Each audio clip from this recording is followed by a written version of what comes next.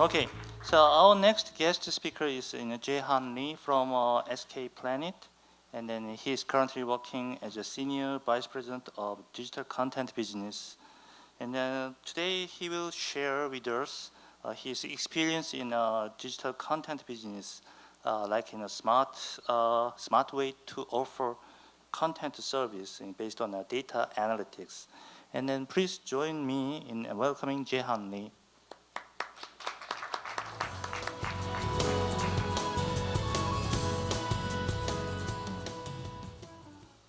네, 반갑습니다. 제가 방금 소개받은 SK 플래닛의 이재환입니다. 아마 SK 플래닛을 아시는 분도 있고 또 모르시는 분도 있을 것 같아서 잠시 SK 플래닛 소개부터 드리고 얘기를 좀 시작하겠습니다. SK 플래닛은 앞에 SK가 붙어 있으니까 이제 뭐 유추가 되시겠지만 SK텔레콤에서 이제 SK텔레콤을 둘로 나눴습니다. 이제 기존의 통신 사업하고 그다음에 나머지 비통신 그 사업들을 다 빼서 이제 SK 플래닛을 3년 전에 저희가 만들었고요.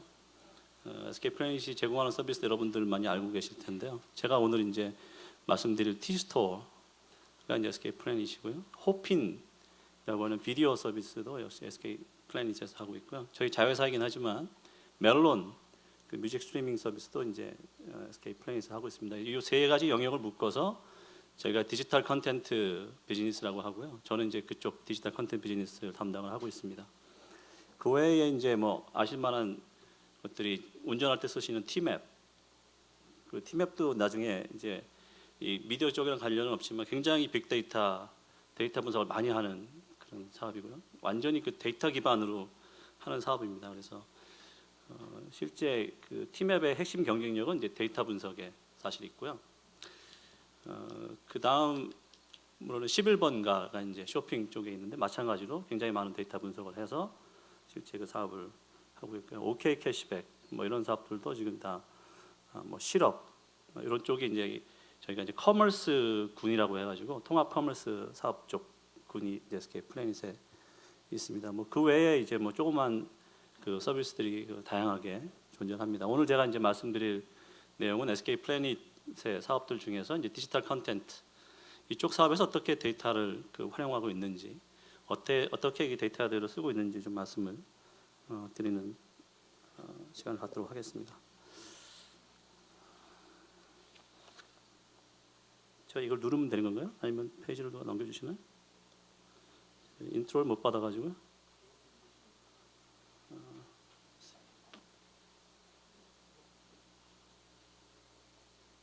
저한테는 없는 것 같은데?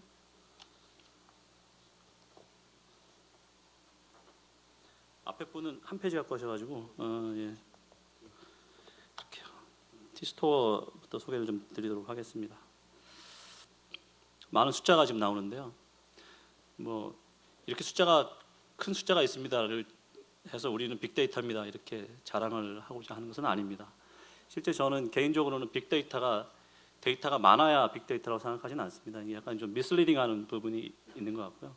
어떤 분들은 간혹 이것도 컨설팅 회사들이 만들어낸 그 용어일 테고, 그래서 또 그 컨설팅 회사들은 돈을 버는 용도로 빅데이터를 이야기한다고 하는데요. 그래서 사실은 제목에 제가 빅이라고 썼지만 굳이 데이터가 크지 않더라도 어떻게 요긴한 데이터를 활용하느냐가 더 중요한 그 예제일 것 같습니다. 다만 이제 저희 그냥 T스토어를 간단히 소개를 드리면 한 2,300만 정도의 지금 그 회원이 있고요. 지금 올라가 있는 게 한 340만 개 정도의 그 애플리케이션하고 컨텐츠가 올라가 있습니다. 현재까지 그 다운로드된 뭐 숫자, 그 다음에 monthly PV 이런 것들을 뭐 간단히 썼습니다. 그래서 굉장히 많은 데이터가 사실 나오고 있다 하는 점들을 좀 말씀을 드리는 겁니다. 그러면 왜 데이터를 그 활용해서 사업을 하는 게 뭐가 좋길래 하는 거냐? 장사 잘하면 되는 거지. 이 데이터가 얼마나 소용이 있을까? 조금 전에 사실 그 하우스 오브 카드 얘기하시면서 넷플릭스 얘기를 했는데요. 아마 데이터를 이쪽 분야에서 가장 잘 활용하고 있는 회사가 아마 넷플릭스일 겁니다. 제가 얼마 전 아니고 꽤 된 것 같은데요. 넷플릭스가 무엇 때문에 성공했는가의 성공 요인을 꼽은 글을 봤습니다. 그래서 넷플릭스가 어떻게 성공했나? 첫 번째는 재미나게도 그 일반 사람들이 게으르기 때문에 성공했다라고 합니다. 원래 이제 이게 DVD를 배달해주는 서비스잖아요. 사실은 미국에서 차를 타고 조금만 가면 바로 블록버스터가 골목골목이 있거든요. 가서 빌리면 되는데 사람들이 그냥 그거를 그냥 메일로 주문이 오기를 기다리는 거죠. 게으르기 때문에. 그 다음에 이제 DVD 사업에서 이제 그 스트리밍 사업으로 그 넘어갔거든요. 그래서 스트리밍 사업으로 넘어간 이유는 사람들이 참을성이 없기 때문에 그렇답니다. 기다리지 못하는 거죠. 누르면 바로 나와야 되니까. 그래서 이제 넷플릭스가 그 다음으로 넘어가는 사업이 이제 스트리밍으로 넘어갔는데, 그러면 이 사람이 게으르고 사람이 참을성이 없어서 넷플릭스 성공했냐? 꼭 두 가지만이냐라고 했는데, 세 번째 중요한 이유가 쉽게 찾을 수 있도록 해줬다라고 하는 거죠. 여러분들 여기 이제 한국 분들은 대부분 이제 비디오 가게도 아시고요. 저는 미국에서는 이제 블록버스터에 가시면 두 가지 경험을 하게 되는데요. 자기가 이제 뭘 보러 오는 경우, 뭘 보러 딱 와서 그 비디오를 딱 빌려가는 경우도 있지만, 그냥 오늘 보고 싶어서 왔죠. 뭘 보고 싶은지 잘 모르겠는데 막 찾다가 찾으면 이제 많이 하는 행동이, 거기 있는 비디오 가게 아저씨한테 물어봅니다. 이거 재밌나요? 그럼 그 아저씨가 이거 정말 재밌습니다 그러는데, 집에 와서 보면 재미가 별로 없죠. 왜냐하면 저하고 취향이 안 맞기 때문에. 그렇죠. 그러니까 비디오 가게 아저씨 취향에 맞는데 나한테는 안 맞는 거죠. 그 블록버스터에서 일하는 사람이 저거 재밌어요라고 추천을 하지만 저는 사실 재미가 없는 겁니다. 근데 이 넷플릭스는 이제 그 개인들의 성향과 또 개인들의 행태와 이런 것들을 분석을 하고, 또 그 컨텐츠 자체를 또 분석을 하죠. 이 컨텐츠가 뭘 담고 있는지를 분석을 해서 사실은 사람들한테 제공해 줬기 때문에 성공을 했다. 그래서 세 번째의 성공 요인은 이 데이터를 적절하게 잘 활용해서 그렇다. 뭐 이런 이제 그 아티클이 있었습니다. 실제 넷플릭스에도 보면은 한국의 영화 같은 것들이 꽤 많이 이제 들어가는데요. 한국 영화를 넣을 때 가장 어려운 점이 뭐냐면, 그 넷플릭스의 영화를 갖다가 그 공급을 하려고 그러면 굉장히 많은 양의 엑셀에다가 자료를 채워 넣어야 됩니다. 그 각 장면, 무드, 뭐 메타데이터라고 소위 부르는 엄청난 양의 데이터를 집어넣어야 넷플릭스에 그 실제 그 공급을 할 수가 있거든요. 우리나라는 그냥 이렇게 필름 주고 뭐 간단히 메타데이터 테이블 조금 만들어서 주면 되지만, 이 넷플릭스에 실제 그 컨텐츠를 공급하려면 굉장히 많은 양의 데이터, 그 메타데이터를 채워 넣어야 할 수 있다고 합니다. 그만큼 이제 그 이러한 선진 사례들을 보면은 이 데이터의 활용이라는 부분이 되는 게 대단히 중요한 거겠죠. SK 플래닛의 얘기로 돌아가면은, 왜 SK 플래닛이 지금 그 이 데이터 활용에 저희가 저희 회사에 이 데이터만 하는 그 부서가 따로 있습니다. 큰 부서가 하나 있는데요. 왜 그러냐면 저희가 사업을 모바일로 하고 있기 때문에 그렇습니다. 무슨 얘기냐면, 모바일은 내비게이션을 하는데 가장 불편한 디바이스거든요. 그러니까 뭘 찾는다는 게 굉장히 어렵습니다. 서치도 사실 쉽지 않고요. 뭐 이렇게 플리킹하면서 뭘 찾아간다는 것이 굉장히 어렵기 때문에, 자기가 지금 자기에게 맞는 제대로 된 컨텐츠를 찾았느냐 하는 것들에 대해서 확신이 사람들이 없고요. 한두 페이지만 넘기면 그때 못 찾으면 그냥 바로 나가버립니다. 그렇기 때문에 이 데이터를 활용해서 얼마나 렐러번트한 데이터를 초기 화면에 제공해 줄 수 있느냐 하는 것들이 실제 그 서비스의 활성화와 실제 나중에 돈을 버는 데에서도 매우 중요한 그 포인트로 작용을 합니다. 그래서 이게 보시면 사용자들은 최소한의 노력을 들여서 자기가 원하는 앱이나 컨텐츠를 찾고 싶어하는 니즈가 존재하고요. 개발자들도 자기가 원하는 그 타겟 커스터머에게 자기 컨텐츠가 노출되기를 원하는 겁니다. 그래서 우리가 이 사업자가 중간에 서서 이런 두 개발자와 컨텐츠를 공급하는 사람과 컨텐츠를 소비하는 사람들 사이에서 이 플랫폼이 그것들을 유효하게 연결시켜 줄 수 있느냐 하는 것들이 저에게 이제 과제이고 숙제라고 말씀을 드릴 수 있을 것 같습니다. 그러면 이제 어떤 것들을 하고 있느냐 하는 것들을 좀 몇 가지 장표를 통해서 우선 말씀을 좀 드리겠습니다. 저희가 지금 수집하고 있는 데이터의 예입니다. 뭐 로그인 데이터 당연하고요.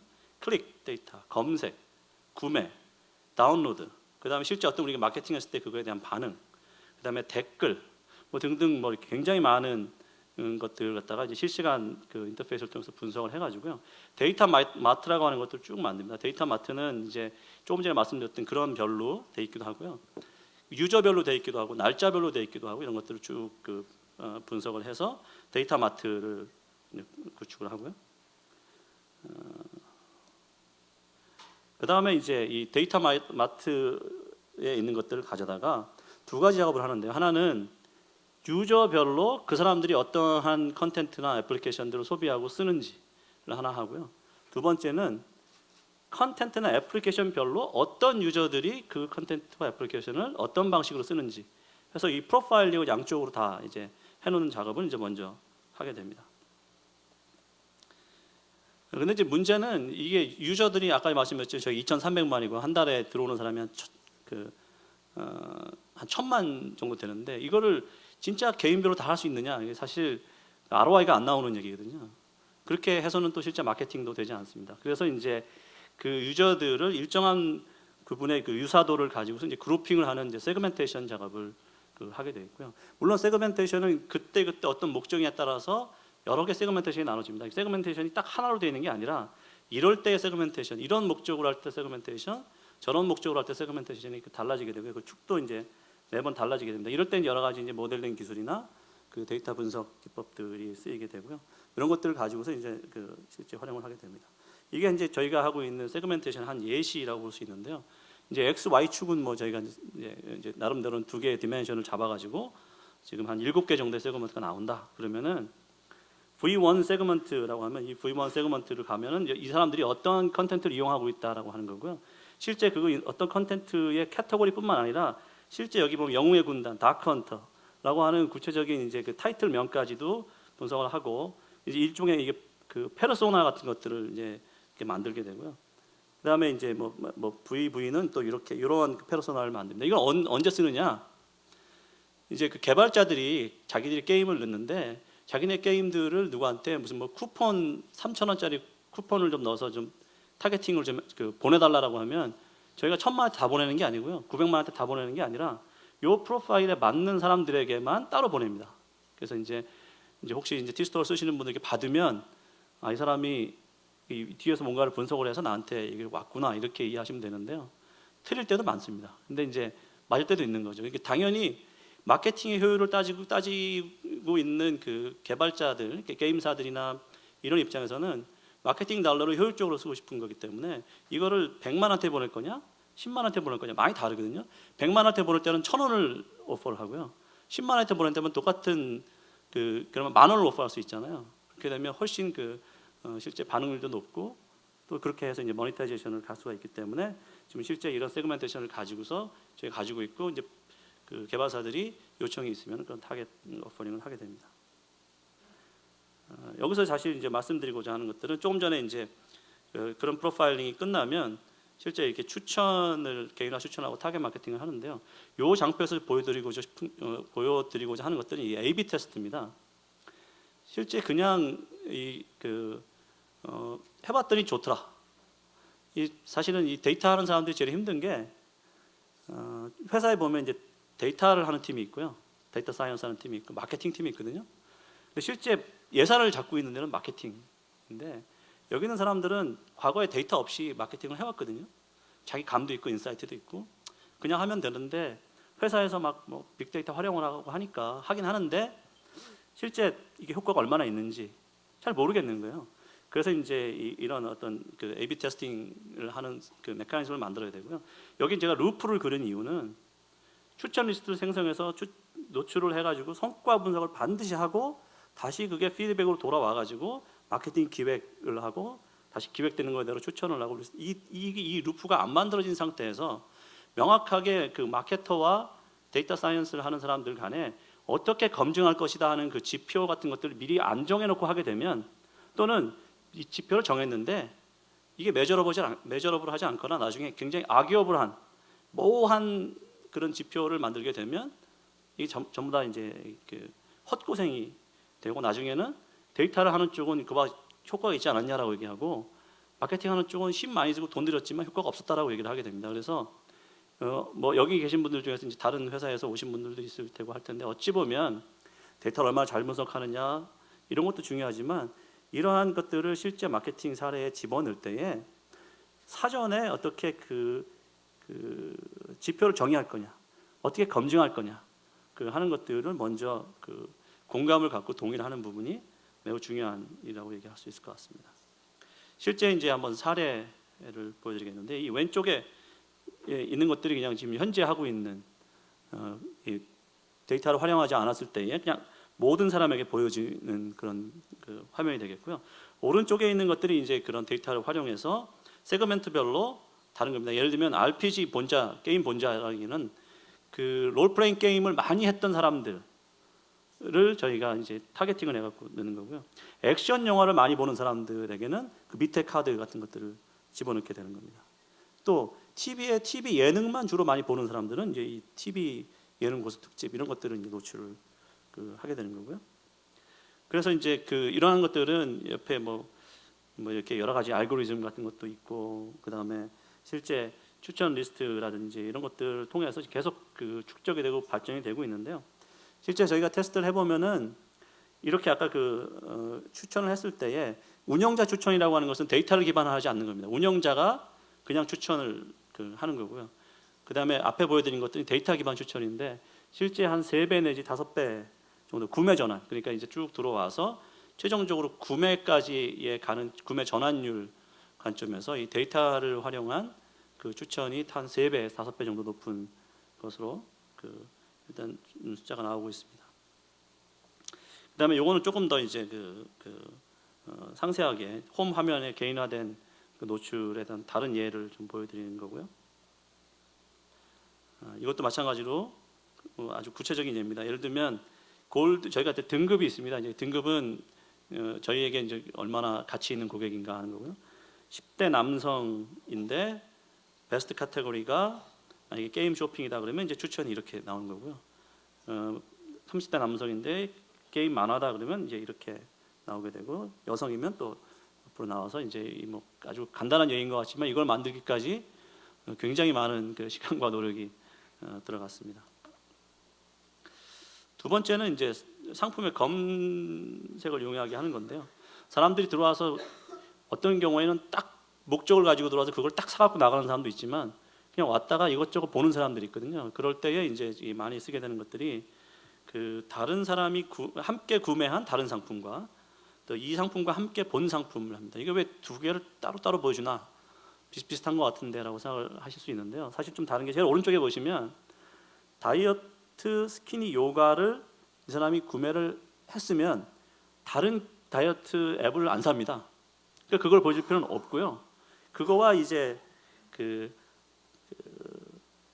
구매한 다른 상품을 보여주는 게 낫습니다. 예를 들면 그런 다이어트 스키니 요가에 관심 있는 사람들은 주부거나 뭐 이렇다 그러면 내 집 가계부라든지 뭐 이런 것들이 이제 빅풋 뭐 이런 것들을 이제 앞에다가 보여주게 되면 실제 반응률을 보면요, 한번 그거를 구매한 사람들은 함께 구매한 다른 상품을 더 많이 클릭을 하고요. 막 내비게이션을 하고 아직 안 샀을 때는 사실은 이 상품과 함께 본 상품으로 넘어갑니다. 그래서 이제 이것들을 적절히 어떻게 노출하느냐 하는 것들도 일이 될 수 있을 것 같고요. 요거는 좀 다른 서비스의 사람입니다. 이제 호핀인데요.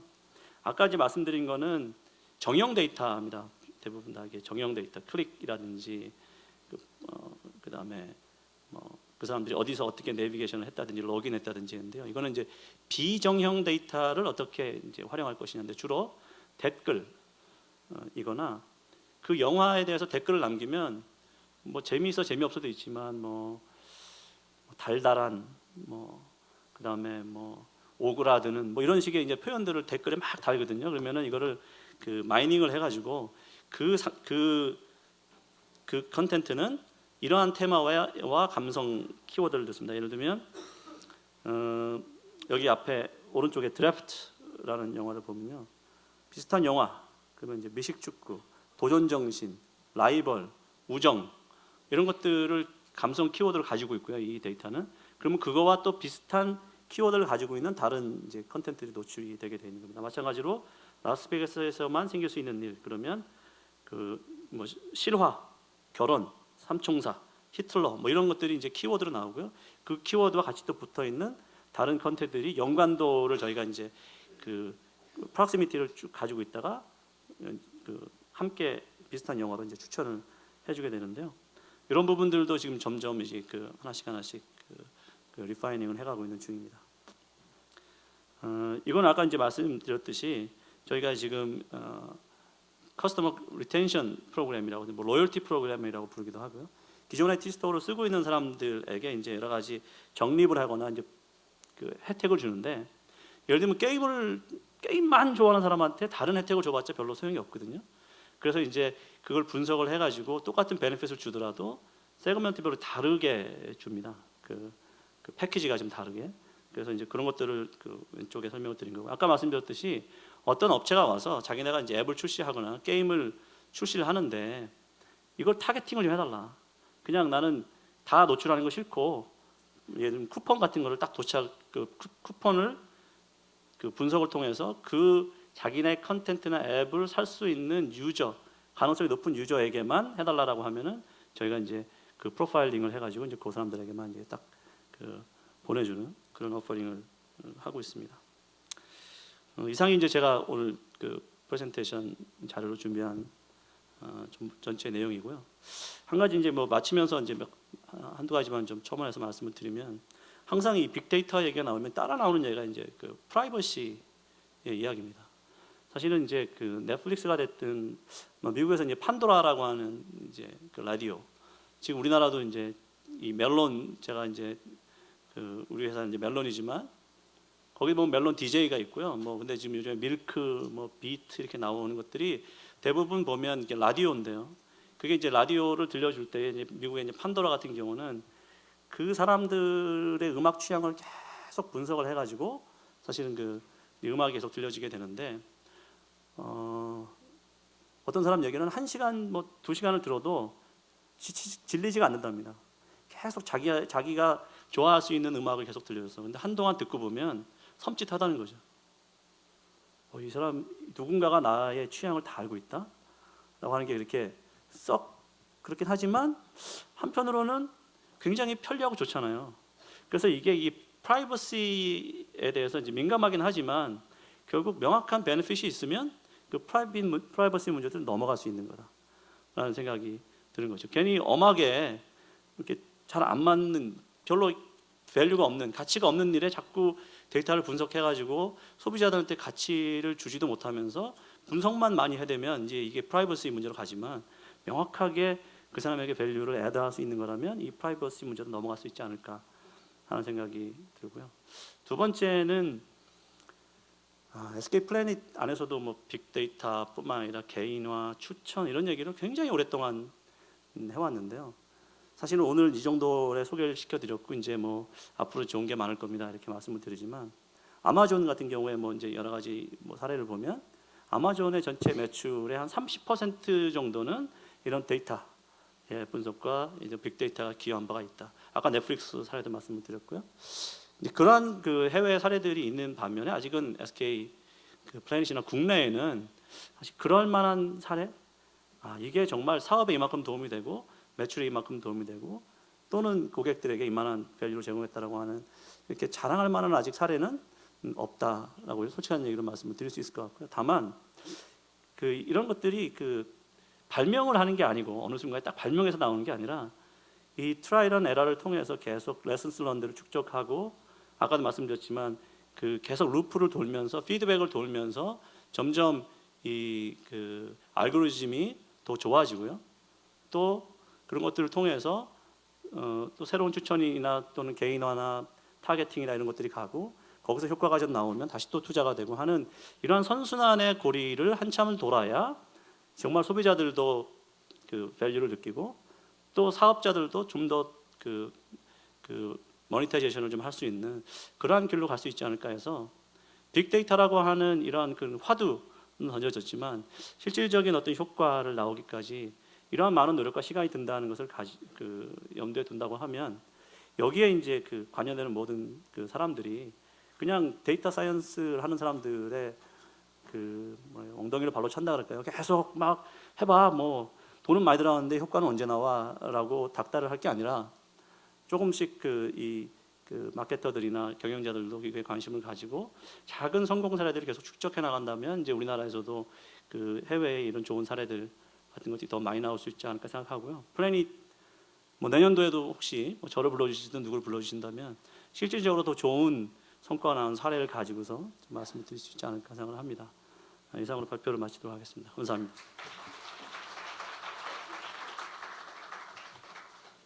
Thank you very much for your sharing for your experience. And then If you have any questions, and then we can have some couple of questions. Okay, over there.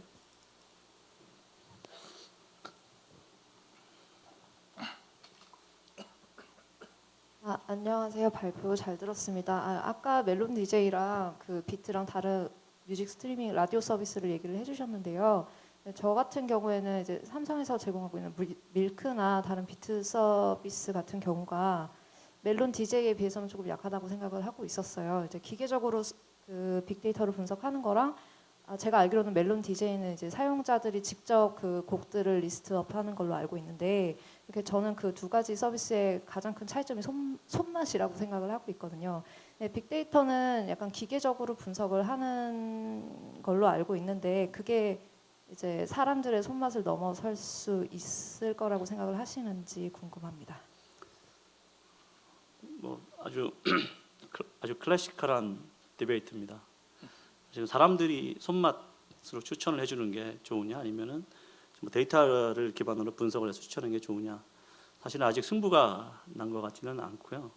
다만 그 이 두 가지가 적절하게 그 좀 조합이 돼야 되지 않을까 생각합니다. 어느 한쪽으로만 그 가기는 좀 무리가 있습니다. 저희들도 이렇게 보면 그래서 이제 어떤 사업을 하고 있는 마케팅의 마케터와 데이터 사이언스라는 데이터 사이언스가 같이 그 일을 하는 것이지 그냥 이 추천은 그쪽 데이터 하는 팀의 일, 이쪽 그 마케팅은 우리의 일 이렇게 나눌 수는 없는 것 같고요. 그 또 하나의 포인트는 저는 운영자의 추천보다는 저는 약간 좀 오늘 발표는 이건 했지만 그 소셜 특히 음악 같은 경우는 자기와 가까운 사람, 지인이든 아니면 비지인이지만 음악적 취향이 같은 비슷한 사람들의 그런 어떤 소셜 레커멘데이션이 좀 더 먹히는 분야인 것 같고요. 경험적으로는 영상 쪽은 좀 별로 안 그런 것 같아요. 영상 쪽은 자기의 그 지인들의 그 영화나 그걸 리스트를 따라가기보다는 좀 그 데이터를 기반으로 한 그 추천이 충분히 더 먹힐 수 있는 영역이라고 생각합니다. 음악은 미국의 비슷한 우리 한국의 비트라고 하는 회사가 좀 다른 비트라고 제가 알기로는 있는 것 같은데요. 거기는 실제 그 굉장히 그 음악 쪽 음악가들이죠. 음악 쪽에 있던 분들이 실제 추천을 한답니다. 그래서 사람들의 손맛과 실제 그 데이터를 기반으로 한 추천 간의 지금 경쟁이 벌어지고 있는데요. 또 사람마다 좀 취향도 다르니까 어떤 것들이 이길지는 뭐 저도 아직 확신을 낼 수 없는데 다만 음악하고 영화가 좀 다르지 않나 하는 개인적인 생각을 갖고 있습니다. Okay, so okay, in the middle.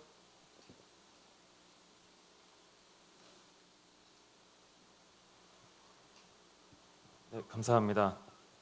그 아까 보여주신 호핀의 예를 들어서 잠깐 좀 한 가지 그 이슈를 여쭤보고 싶은데요. 그러니까 소셜 부분에 대한 분석이 이제 중요하다. 방금 이제 음악 부분도 말씀하셨는데 실제로 저희 같은 경우도 이제 유튜브를 통해서 글로벌 콘텐츠를 유통하고 있습니다. 근데 카운트는 대한민국에서 80%가 발생해도 70%의 피드백은 북미에서 일어나더라고요. 그러니까 그 말은 한국인들은 많이 봐도 피드백을 잘하지 않는다.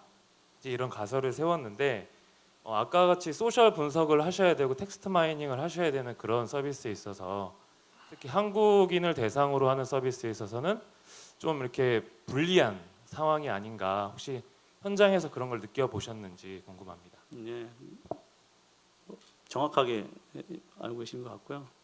실제 댓글 분석을 해보면 한 80 내지 90%는 댓글도 적게 남기지만 댓글 중에 80%나 90%는 별로 뭐 활용 가치가 없습니다. 뭐 거의 뭐 여기서 공개적으로 얘기하기 어려운 뭐 그런 것들입니다. 뭐 앞에 욕 같은 거 이렇게 있으면서 뭐 비싸 뭐 이런 거 주로 많이 하고요. 영화에 대한 얘기는 별로 이제 정말 괜찮은 영화를 공짜로 죽으면은 또 막 굉장한 칭찬이 막 붙고 그래서 사실 쉽진 않은데 그래도 이제 그 선별을 해보면 있어요. 그래도 영화를 보고 꾸준히 좋은 글을 남기시는 분들이 있습니다. 이 영화를 봤더니 중간 부분에 이런 스토리가 상당히 감정적이고 뭐 그때 나왔던 주인공이 어떻고 야구 영화 중에서 이렇게 뭐 한 걸 못 봤고 뭐 쭉 해서 굉장히 어떤 분들이 성의껏 남기시는 분들이 있고요. 저희가 이제 저희 댓글만 분석하는 게 아니라 다른 쪽의 댓글들도 크롤링해서 분석을 하고 있기 때문에 점점 더 이제 액큐러시가 높아지고 있습니다. 다만 이제 말씀하셨듯이 댓글 문화가 좀 더 좋아졌으면 좋겠다. 뭐 여기 오늘 주제랑 뭐 크게 관련이 있지는 않지만 예, 그런 생각을 갖고 있습니다. Yeah. There was another question over there, right? On the right side. 네, 좋은 강연 감사합니다. 아까 잠깐 짚고 넘어가셨던 것 중에 빅데이터의 활용에 있어서 프라이버시가 대두가 되고 있는데 관련해서 개인 동의는 실제로 어느 정도 이루어지고 있고 또 관련해서 정부 규제나 빅데이터나 빅데이터의 활용에 있어서 정부 규제의 측면도 궁금합니다.